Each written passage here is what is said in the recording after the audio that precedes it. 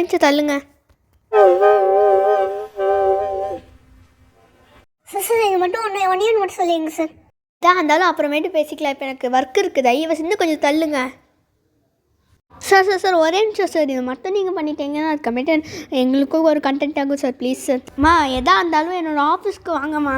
நான் எங்கள் ஆஃபீஸ்லாம் free time இருக்கும்போது நான் உங்களுக்கு கால் பண்ணேன். என்ன சூரியன் மீடியாஸ் தானே, நானே உங்களுக்கு கால் பண்ணுறேன். அதுக்கப்புறமேட்டு நீங்கள் என்ன வேணாலுமே கேளுங்க, ஓகேவா?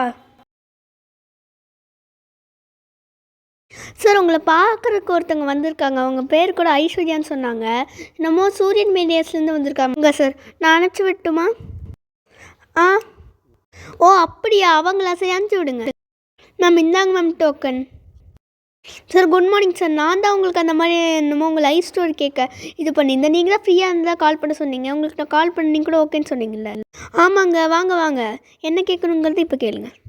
என் லைஃப் ஸ்டோரி என்னன்னு பார்த்தீங்கன்னா, அப்போது நான் ஒரு 5th ஸ்டாண்டர்ட் 6th ஸ்டாண்டர்ட் படிச்சுட்டு இருந்தேன். அப்போ நான் என்னன்னா, எனக்கு ஃப்ரெண்ட்ஸுன்னு சொல்லிக்க ma'am may comment ma'am.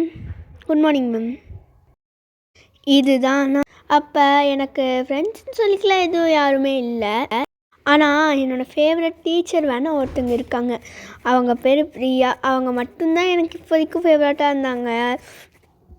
Good morning students. நம்ம நேற்று சொன்ன மாதிரியே இன்றைக்கி டெஸ்ட் இருக்கு. அண்ட் போன டெஸ்ட்டில் ஆர்கே நீ எல்லாமே பெஸ்ட்டாக பண்ணியிருந்தேன். நான் உனக்கு சாக்லேட் தரேன்னு சொன்னேன் நேற்று.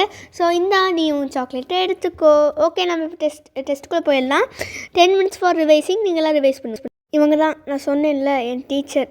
சரி, அதுக்கப்புறமேட்டு என்ன நடந்துச்சுன்னா,